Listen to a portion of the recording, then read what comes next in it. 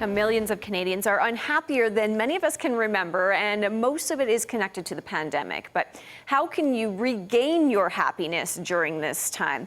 Now, author Karen McGregor has penned the book, The Tao of Influence, Ancient Wisdom for Modern Leaders and Entrepreneurs.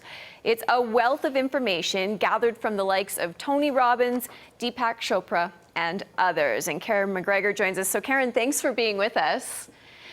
Oh, thank you so much, Alicia, for having me on today. You bet. And having this calm household, having this calm demeanor, that just doesn't just fall into place. You've really got to make it intentional, right? Absolutely. You know, we have very little control of what's going on the outside, but we certainly have control of two things. That's our inner environment and our environment in our home. And how do you create that home that makes it calm for you? Well, I always say everybody's different, but the first thing is, how do you want to start your day? You know, really looking at the first 5, 10, even the first 30 minutes of your day. How would you like to create it to have calm? And so some ideas might be, you know, calming music, not looking at your cell phone immediately.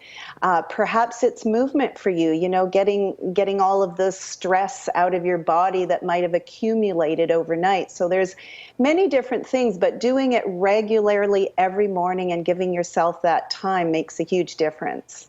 So having that routine to get things started off, wake up on the right side of the bed sort of thing, right?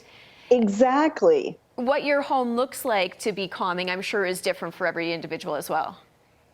It is. You know, a lot of us, we look at our clutter in our home and it bothers us. It makes us more anxious. It makes us more stressed. So even looking at one small part of your home that really tends to bother you and dedicating, you know, an hour, 60 minutes to just clearing that up and cleaning it up. And usually I find it takes less than the time that you think it's going to take. So that is definitely one part.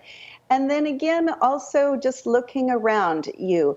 Are there things that you can add to your home environment to really make it more calm? Some people love salt lamps. Some people love candles, you know. Some people like a little meditation area in which they can just go and be by themselves.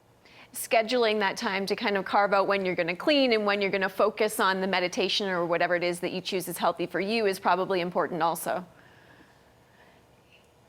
Sense of control too, and during these times where we often feel we have so very little control, it creates that calm by saying, okay, I'm just going to do this today. Don't have to save the world, don't have to change the whole home, but starting that way is very helpful.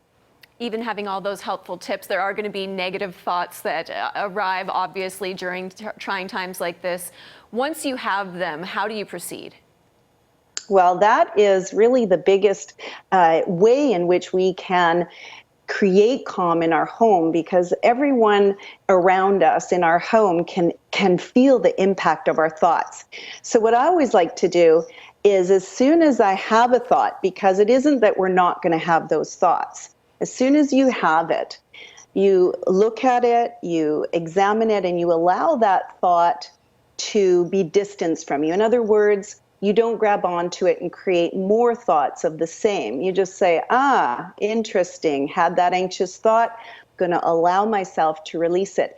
And that, Alicia, is a practice that we all can do, but it does take time. So even scheduling in the morning, 10 minutes of awareness. What are some of the unhelpful thoughts that are coming through, and just allow them to be released down the river of many, many thoughts that we have during a day.